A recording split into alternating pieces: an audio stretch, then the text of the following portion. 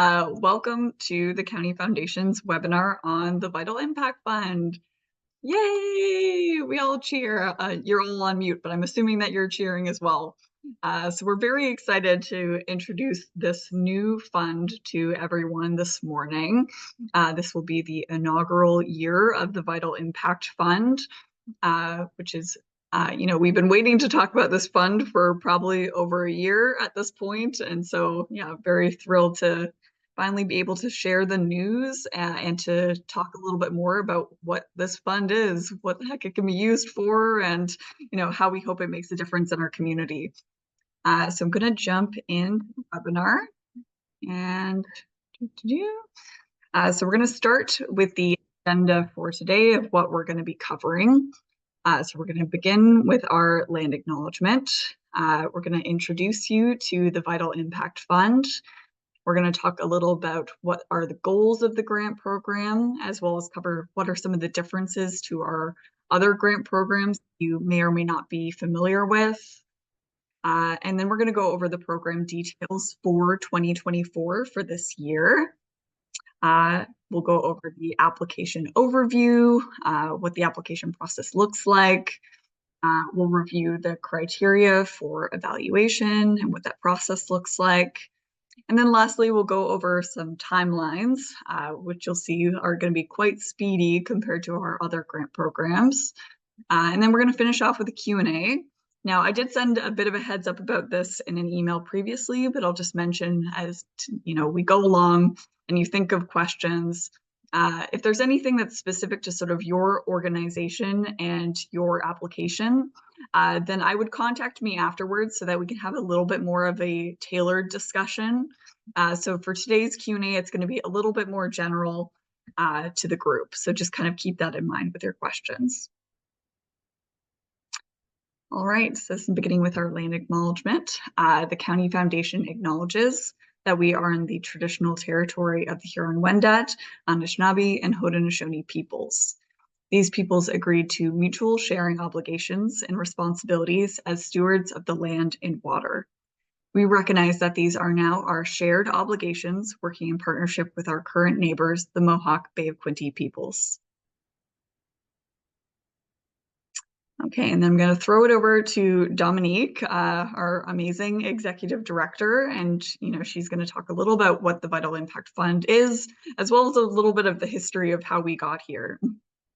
That's great. Thanks so much, Jillian, for the lovely intro. Flattery will get you everywhere, as say. I wanted to mention that I don't think Jillian introduced herself because she's busy doing everything in terms of the webinar, and there's so much to remember. But if you haven't met her, Jillian Armstrong is our manager of grants and communications, does a fantastic job. And for those of you that don't know, next year I'm going to be on maternity leave because I am expecting another little one. My partner and I thought, why not? We see other people manage more than one, so we're going to do that. So Jillian will be the interim executive director. But thank you again for the introduction, Jillian. I'm the executive director of the County Foundation. For those of you that don't know me, I think I know most of you, but it's wonderful to see you all here today. So the Vital Impact Fund, we're very excited to announce this. We know that there are gaps in funding in the community. So anytime that we can say, hey, there's more funding available, it's incredible. And we have close to $200,000 that will be granted into community projects this year, which is fantastic. And we do have that amount of funding available for the next 10 years, which is wonderful. And it's something that we are going to look to grow as our community grows. So this fund used to be what we called the Community Fund, and it was actually our very first fund at the County Foundation. Just a little bit of a history tidbit for everyone. And it was a fund that was actually started by donations from our founding board of directors. So that fund actually started at a value of $125,000, and that was board members putting in some donations to get that going. And then from there, we took on other opportunities such as HUF and municipal grants, and we didn't see much growth from that point on, but we were we were able to benefit from a couple of generous donations through bequests, particularly the Kathy and Doug McPherson estate and the Wynne Thomas estate. which are going to be directing funds through this granting program. And that's part of what's bringing more impactful granting to our community, which is very exciting. So Jillian is going to talk about what the differences are, but basically one big change here and the vision for this fund is to align it more closely with vital signs and have applications flow through those different pillars and themes and really look at moving the needle on those data points. And so that's why we've rebranded it. So it's no longer the community fund. We've rebranded it to the Vital Impact Fund to tie in closer with our vital signs work. So again, very excited today to announce this. And I know that Jillian is just bursting at the seams as well. So I'm going to toss it back over to you and I'm going to keep an eye on the Q&A. Nice, sounds good. So now that we've had that fabulous introduction, I knew I was going to forget something. And of course, it was introducing myself. I just was so excited to launch into this discussion. So I just wanted to get the ball rolling as quickly as possible. But so launching into sort of the goals of the Vital Impact Fund. So there's three sort of main goals that we have for this fund. Use vital signs data to inform decision-making, identify gaps in community need, and direct support where resources can have the greatest impact. Support organizations and programs with a strong plan, vision, and ability to move the needle on the key issues identified by vital signs. And as well as support innovative and creative ideas that will serve as a catalyst for positive impact in Prince Edward County. Ignore wills. I didn't no matter how many times you review a document, you're always going to miss something. And so what is different about the Vital Impact Fund? So a lot of people attending this webinar are probably already pretty familiar with our two sort of largest public grant intakes, which is the Municipal Community Grants Program that is funded by the municipality that we administrate, as well as the Huff Family Fund, which is a donor-advised fund that we manage and we administrate the grant program for. So those are kind of our two largest comparable programs currently. But what's different about the Vital Impact Fund is that we have control over the program development. So in the case of the municipality, they sort of, create the program and design what they accept applications for and what those eligibility requirements are. And then we work closely with the Huff family as well and provide sort of guidance and feedback.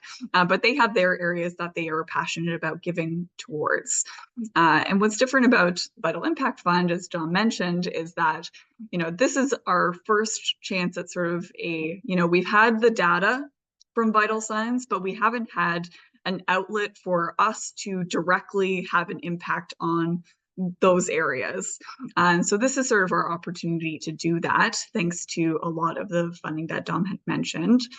And this kind of leads into our next point, which is that it gives us the flexibility to respond to the changing needs in the community. The needs of the community will continue to evolve and change over the years, and the Vital Impact Fund is going to be flexible to those changes and be able to respond to them. Which is, partly one of the great things about it, particularly because we have control over that program development. So some of the things that could change in the future about the program is that, for example, one year we could choose to focus on a specific vital signs key issue. Maybe we're just granting towards, health for 1 year, or the environment, or, another change could be the size of the grants. The size of the grants could increase. There may be fewer organizations that would then benefit from the grants, but the people that do would receive very impactful grants. So those are some of the changes. The application process could look different, but like I said, we're in the first year of this program, so it's going to be learning for us and learning for the organizations applying as well. Next up, placing vital signs at the center of the grant program and directly linking data to community impact. So our other grant programs have always been influenced and guided by vital signs. In most of those application processes, we've used vital signs to support those applications. But in the case of the Vital Impact Fund, we're sort of flipping it on its head. We're asking applicants to look first at vital signs and to look at that data and those stats and to build their application around those areas, as opposed to crafting an application and asking for support and using vital signs as sort of a tool as part of that request. We're asking everyone to instead start with vital signs. And then lastly, it's going to focus on high priority community needs, and that's going to be guided by vital signs data. Okay, and now launching into, what this year looks like. And so this is the first year of the program, so it's a little bit of an experiment of, where things are going to go from here. We're accepting applications right now, and the deadline to apply is November 21st at 4 p.m. And for this first year, we decided that we are accepting applications for all projects related to the key issues of vital signs. So that includes community, economy, education, environment, food security, health, housing, safety, and transportation. And one of the things I'll just kind of stop and mention here is that Vital Signs is actually a national program. It's a community-led data initiative. It's measuring kind of the pulse of the community. So these key issues that you see listed here are actually not selected by us. It's part of that national program. So if you're wondering kind of how the heck we decided, we actually didn't, but we obviously believe strongly in our vital signs work and stand by it. But in case you're sort of wondering how these decisions got made, it's because of that, national tie-in. And then, the one kind of key issue I'll sort of stop briefly and talk about, I think most of the, kind of key issues that are highlighted here, especially as you start looking the data, are pretty clear. But the one I'll kind of focus in on is community. I think that's the one that probably is the most amorphous if you're just sort of seeing it listed amongst the others. When we're talking about community in relation to vital signs, we're actually talking about demographics. So the demographics of who's living here and what our community looks like and how it's changing. And, as anyone who lives in Prince Edward County can attest, there's been a lot of change over the pandemic. And that's put strain on some of the other areas that those demographics are tied to. So we'll get into details a little bit more about that later. As Dom mentioned, we have almost 200,000 in funding available for this year. The max grant size is 30,000. As I mentioned, that could look different next year. So that's something to keep in mind. And then grants from the Vital Impact Fund, I think this part is really special, can be applied toward project or program or operational costs. And so that includes salaries or equipment purchase. From our side, we see the Vital Impact Fund as a bit of a call to action on the vital signs data and priorities. And so we are asking for collaborators to address those issues. But we, on our side, are willing to, allow funding for any of those areas that will assist with those goals, knowing that sometimes grant programs do not allow for those things. And so we hope that will be a very impactful part of this program. Eligibility.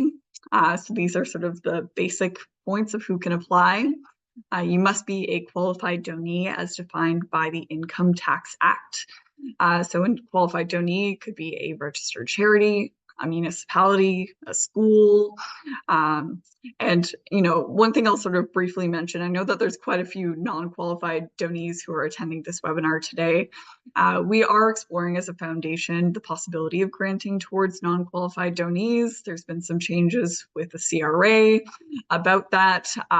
It's something we're looking into, but it's a longer process and, involves lawyers and time. And so we just want to mention you're not being forgotten about, and that is potentially something that may change in the future. But for now, we're accepting only applications from qualified donees who can be recipients.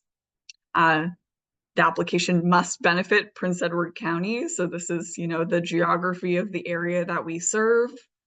Any application must meet our general granting conditions. These are listed on our website in case you're wondering what those are. And must demonstrate how you will generate a positive impact in vital signs areas. Ineligible. So these are the things that you cannot apply for currently through the Vital Impact Fund. Funding for fundraising activities, either for sustaining support or for capital projects. Funding for research or development.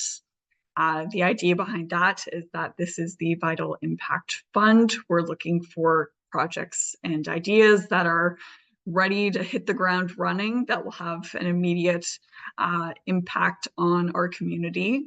But there's always a case for, we certainly understand the importance of research and development of ideas. So who knows, in the future, that's another area that may change. Funding to cover deficits or retire debts. Funding for sectarian, religious, or political purposes. And I just have a small note in there that places of worship can apply for support through the Vital Impact Fund for non-denominational and inclusive projects. Okay, so now we're going to sort of launch into the application overview. So what does the process of applying actually look like? And so, we're going to start at the very beginning, in the wise words of Julie Andrews. Where should you begin when thinking of applying? So as I've already mentioned, we're asking people to begin with vital signs. So you should look at defining the vital signs area that you were hoping to address, and then building the proposed solution around that. Another good idea is thinking about the bigger picture, and the bigger picture could be within the community. It could also be within your own organization. So for example, what are the challenges and gaps that you face that can be targeted to improve your success? So what's something, if you're racking your brain, that you think would get you from point A to point B and tackling those vital signs areas? And another good way to kind of think about it, as I mentioned, the Vital Impact Fund could look different year over year. There could be years where you can apply, or maybe you can't apply. So a good way to think about applications for this program is, if you were only to receive funding for this year, then what would you ask for to support your long-term goals? Narrow your focus and think about the tangible and measurable impact you can have directly in those areas. So maybe that's sort of zeroing in on a specific area that you really feel like, okay, I think we have some ideas on how we could tackle this. And then collaboration is an essential piece of the puzzle. Now, I know for this year, expectations are probably a little bit smaller as far as collaboration goes, just because we understand that there's a tighter timeline between, when this was announced to the actual deadline to apply. But as Dom mentioned, this fund is going to be around for at least 10 years, and we hope for much longer. And so this is a fund that you will be able to, keep your eye on year over year. And the reality is that with a lot of these vital signs areas, they're all interconnected to other areas. And so the more that we collaborate, the bigger the impact can be on these issues. Now, continuing on, this is a little sneak peek, if anyone hasn't had a look at sort of the application form of what it is going to ask you. So a summary of the request. So this is, what are you looking to do? And how does it align with the key issues of vital signs? So this is where you can kind of get into the weeds of exactly what you're requesting support for, and how it sort of ties in with vital signs. Challenges and opportunities. So an ability to outline any challenges or opportunities that you foresee. This could be challenges or opportunities tied to, the issue that you're looking at to address through vital signs, but it also could potentially be organizational challenges and opportunities, especially if your request is related to something operational in nature. community need. And so this is, for me, one of the chunkiest parts of the application that I think, is important to spend time on. So this is where you're going to outline, here's the stat for vital signs that we're looking at addressing, and looking at how your plan will have a positive impact in those areas. Impact, describe the immediate and long-term impact. So for example, if you're purchasing a key piece of equipment, for example, like maybe that's something that in the immediate impact, you're able to provide programming that you weren't able to provide before. But if you're also thinking long-term, that's something that's going to, assist you past the lifespan of this grant. And then lastly, objectives. And so this is a, key piece in sort of like, how are we measuring moving the needle on these issues? So describe your tangible goals and outline what success looks like. We ask for both quantifiable and qualitative metrics. Numbers are only a part of the story. So how are we also kind of measuring success in other ways? And the reason, we ask for these things is not to, increase the difficulty of what you're able to achieve in a year. But it's like when you go to the grocery store, if you've got a list, if you have a plan, you're more likely to be successful in what you're trying to achieve. So think of it in sort of those terms. Now we're going to move on to some example ideas. And, before we sort of get into this, I do want to sort of preface the example section that we are presenting these ideas, but we're not suggesting that these are the ones that if you put in applications in these areas, that these are the ones that are necessarily going to be funded. But we did want to provide like a little bit of clarity. And I think this kind of shows a little perspective on sort of like how you could approach an application. So the first example is around childcare. Now, this has been a hot button topic in the county. I'm sure that a lot of people are already familiar with the challenges around childcare. And, we sort of outline what are the key issues of vital signs that are tied to childcare. So that includes community. So our demographics are changing. We had an influx of families with young children moving to the county throughout the pandemic. And that put additional strain on a lot of different services. And so that has ties in with the economy. If people do not have access to adequate childcare, then they can't return to full-time work, and that has implications on our labor market. And obviously, there are ties in for education in regards to early childhood education as well.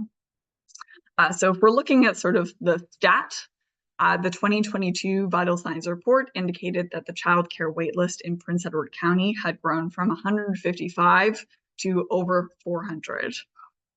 So if we were looking at a potential proposal, maybe that proposal would look like from an applicant that would create childcare spots for X number of families in Prince Edward County and address this identified need. Next up, food security. So food security is one of the key issues of vital signs. Almost 1 in 4 households, 23% in Hastings, Prince Edward, has inadequate or insecure access to food due to financial constraints. Now, in the 10 years that we've been measuring vital signs, this is the highest that it has ever tracked, which is obviously very concerning. So another suggestion would be to, for an application, would be to coordinate activities to find the best ways to address food insecurity in Prince Edward County. And the key word kind of there is coordinate. Maybe that involves sort of working collaboratively on those ideas. And then lastly, education. Education also is one of the key issues of vital signs. Nearly 40% of Hastings Prince Edward preschoolers exhibit vulnerability in one or more developmental domains, compared to approximately 30% of their Ontario counterparts as of 2018. So another proposal may be around supporting early childhood education staff training and regarding and identifying helping child readiness for school.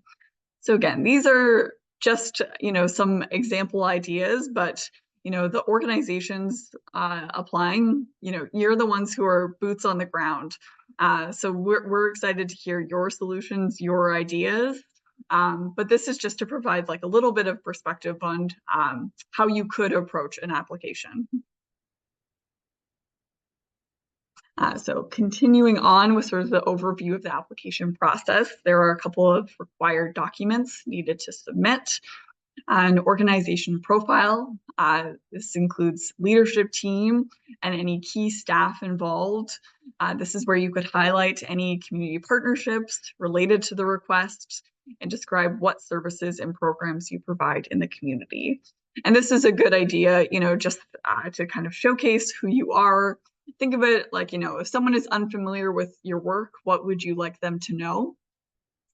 Budget. This involves outlining revenues and expenses related to the request, and then be specific where the grant money will be directed, just so we are aware of that.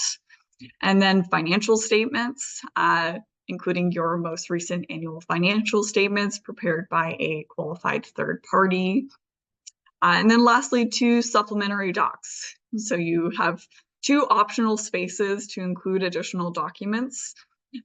This may, I think would be a great spot to include something like testimonials or stories or photos, just to give a broader perspective on your programming for people, so that they're aware of those things and how you're already having an impact in the community.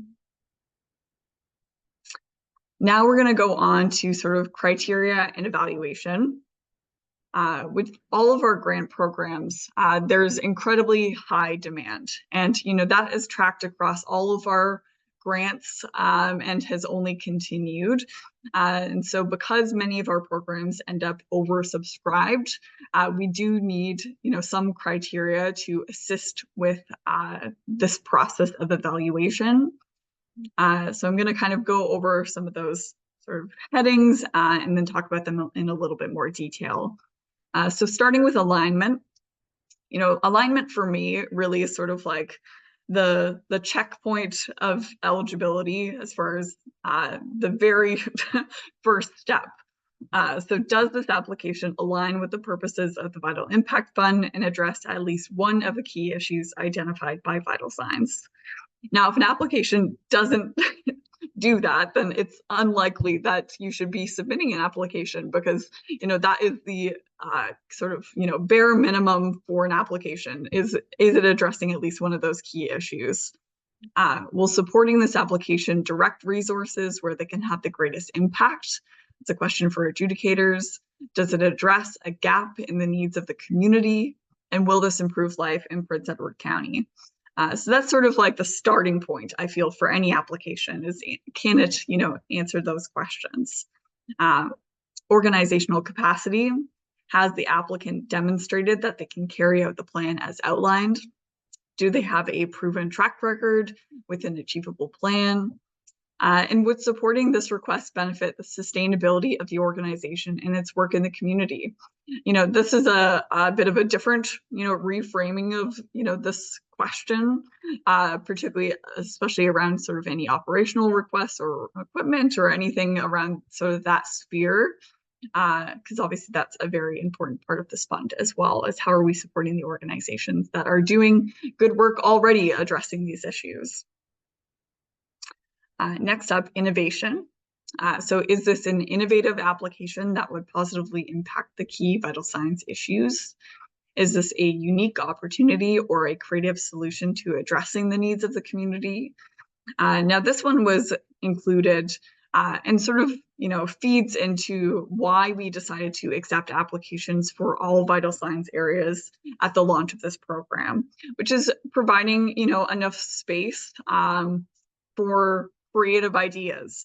One of the things that we've heard in relation to a lot of grant programs, not just our own, is that organizations feel like, oh, it's really difficult to, find a grant, especially when it's kind of putting us in a box and we're, maybe sitting on the edge of a couple different areas, which doesn't quite work for what we're trying to do.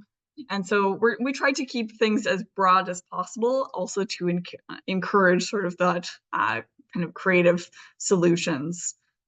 Financials, is the budget and request reasonable? Have they shown additional funding that will assist with their objective? Would the applicant benefit from this grant in particular because there's less funding available for this type of request? So as I already mentioned, with unique ideas, sometimes there's much more limited funding opportunities. So this is kind of asking, is this a grant request that I likely would be unable to find funding for this type of project elsewhere potentially? Okay, and then lastly, last but certainly not least, is community need. Does the application target a particularly high need area identified by vital signs data? Does this application aim to address a chronic or systematic challenge in our community? Is there more urgency needed to act? So obviously, with vital signs, that data is showing us, here are the issues in our community, and we're asking those to be addressed. And one of the things that I'll mention that's, unique about this particular grant program compared to possibly other ones that I've already spoken about is for the Vital Impact Fund, spreading funding across the vital signs categories is less essential than examining community need and direct impact. So just to kind of unpack that a little bit. So for some of our other grant programs, they have an outline of different categories that they are happy to accept applications for.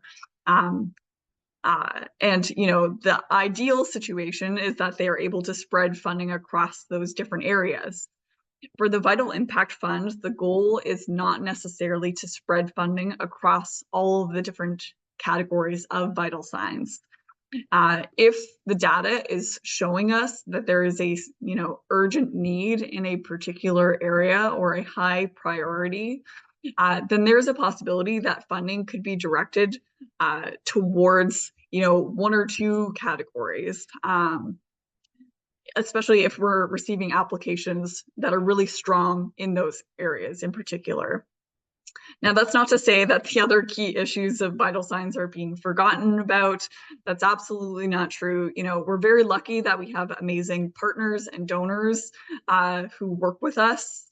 And, we're able to make, some strides in those key issues of vital signs in other areas outside of the Vital Impact Fund, and also through, different collaborative action in the community as well. Okay, and then we're getting to the end, folks, I promise. So for criteria and evaluation, all applications are first evaluated based on their own merits, and then applications are evaluated within the context of other applications. So all grants are competitive. We don't know what the applications we receive will be until sometimes right before the deadline. And then they are examined within the context of, the group itself. So here are some of the questions that, adjudicators will be thinking about when they're thinking about sort of the collective applications that have been received. So based on vital signs, have we identified the applications that will have the greatest impact on addressing the community's needs? Is this a unique project or innovative approach to tackling the county's needs? Are there applications showcasing a strong collaborative and coordinated approach to addressing an issue? Have we been able to strengthen local organizations that align with the key areas of vital signs and have a positive impact in our community? Does the project or organization have access to other funding sources, or is this an application that would specifically benefit from this grants program? Now, I feel like I did sort of touch on a lot of these sort of like as we went, so I don't think any of these will be a great surprise, but it is sort of, sort of the guiding principles of evaluating all of the applications. Okay, now lastly, timelines. So the application deadline, as I mentioned, is Thursday, November 21st, 2024 at 4 p.m. They will be reviewed and assessed by the Granting and Community Impact Committee. This will take place during the first week of December. And I'll stop here for just a moment just to highlight that one of another difference to our other grant programs is that the Granting and Community Impact Committee is an internal committee that will be made up of different board members. And they are very knowledgeable about vital signs and our grants work. So that is why it's being adjudicated by a internal committee. If you're familiar with our other grant programs, board members sometimes participate in those adjudications to provide that knowledge, but it's usually primarily made up of external members of the adjudication committee, and in this case, it's internal. Notification and funds will be distributed by end of December 2024. So it's a pretty tight turnaround, and that's also one of the benefits of having an internal committee, is we can be a little bit more agile. And then lastly, the funds will need to be spent, project complete, and grant report submitted to the County Foundation by end of December 2025. So that's sort of the all the hubbub about the program, and I'm sure that there's going to be some questions. So now we have reached sort of the Q&A time. I can have a drink of water, and we can get the ball rolling on any questions. So yeah. We do have a couple that came in through the chat, so maybe we'll address those first and then open it up to the floor if that works. So the first question was whether the slides would be made available after the session. Sure, I can, hand out the slides, but also it will be like this is being recorded. So we also will share this on our website as well as on our YouTube in case anyone, wants to follow up and watch it again later, but I'm happy to send out the slides as well if that would be helpful. Perfect. That's great. And all the information that was in the slides is also contained on the Vital Impact page as well. So it's not like that there's special secret information, but I understand that sometimes looking at it in a different format is helpful for understanding. So we can make that available. The second question was around concerns for the requirements of a third-party financial statement. There may be some groups that have internal tracking, treasurer or a bookkeeper, for example, but do not complete an audit. What would you say to groups that are in that position? So I think unaudited would be fine, but they do need to be completed by an external party. The reason being that it needs to be verified by an outside source. And that has, something, related to both being able to look at the financials of an organization as well as organizational capacity for adjudicators. And because we're also looking at qualified donees and accepting applications for that area, that's already a requirement for most charities. So they should already have those available. Yeah, great answer, Jillian. I was going to just also dovetail on what you were saying about qualified donees do have that requirement that there is a third party that is completing some financials. So that's why that is in there. And then the next question that I have is around collaboration. I thought this was really interesting. So when collaborating, does one organization take the lead? Can an organization potentially be a collaborator on more than one application? So just some questions about how to tackle that. I mean, great question. I think there does need to be a lead applicant on an application. However, I don't see any issue, if there was an opportunity to collaborate on other, areas. I think the more collaboration, the better, the more interconnected, the better for our community. So I don't see any issues.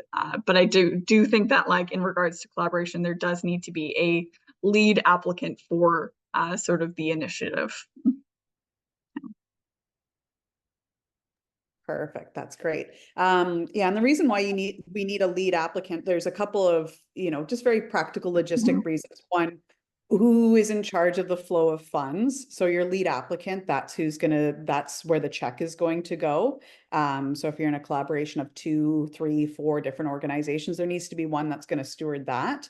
And then reporting as well. So when you're figuring out who's going to be the lead collaborator, those are kind of the two main considerations. But at this point, we don't have any restrictions in terms of how many projects a group could be involved in. There may be questions around capacity and what your organization take on. So that would be my advice to you. If you're collaborating in more than one, plus, going about your day-to-day business and pursuing your mandate, you'll want to address that in the application.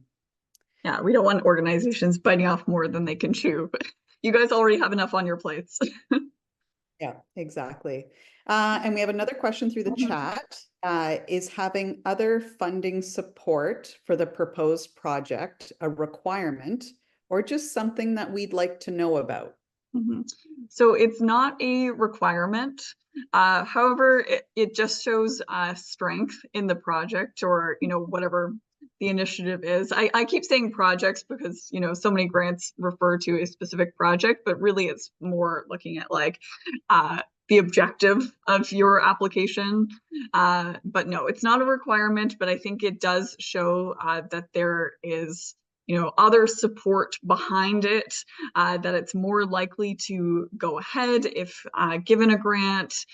So I think it just kind of helps with building that case for support, but no, it's not a requirement. Yeah, it's a great question because we do have another program, the Huff Family Fund, that requires matching funds or in-kind contributions. So just to reiterate on that point, this particular grant does not require a match. It does not require other outside sources of funding, but it is a good thing for you to put in your application, especially if it's a larger project and you can tell just by the run through in the budget that this is something that's going to cost more than 30,000. You're able to show that we've got support either from a private entity or through our operations or through another grant provider. So it's a good thing to share. Great question. Those are all the questions from the chat, so we can open it up to anyone from the floor that wants to ask a Actually, question. both while everyone's percolating on what their questions may be, another point I'll just mention that I forgot to mention during the webinar when I was going over the max grant size is that for this year, as I mentioned, it's 30,000. However, there is a little bit of wiggle room if there is a particularly strong collaborative project that came to the table. Adjudicators could potentially exceed that grant size, but I just throw that out there as that would be a unique possibility. So the expectation is, requesting up to 30,000. But if there was something really special that adjudicators felt strongly about supporting further, then that is a possibility. But any other questions? I'm sure there are tons, but maybe my email will just get flooded afterwards. Okay, great. I'm not seeing anything, so I think we'll end off there, everyone. Thank you so much for joining this morning. We're really, really excited about the possibility of this fund and where it could go and all the collaborations that will come from it. Happy to answer any other questions that pop up maybe as soon as this Zoom closes. So my email is g.armstrong@thecountyfoundation.ca. And happy to kind of keep the chat going offline as well. Perfect. Yeah, don't be a stranger if you have questions or if you have specific questions about your organization or your application, please do reach out. Jillian is an excellent resource to bounce ideas off of. We are always happy to do that. I just ask, please don't do it the day before, just because Good point. we're going to get people asking the day before, but we just want to make sure that we have time for you. That's all. We always have time for last minute requests, but in order that you're getting the best feedback possible, reach out early. You can reach out more than once. We're happy to meet with you by phone, virtually, etc. Yeah, we're here for you. We want to make sure that you're successful. Okay, thanks everyone. Have a great rest of your day. Bye. Bye.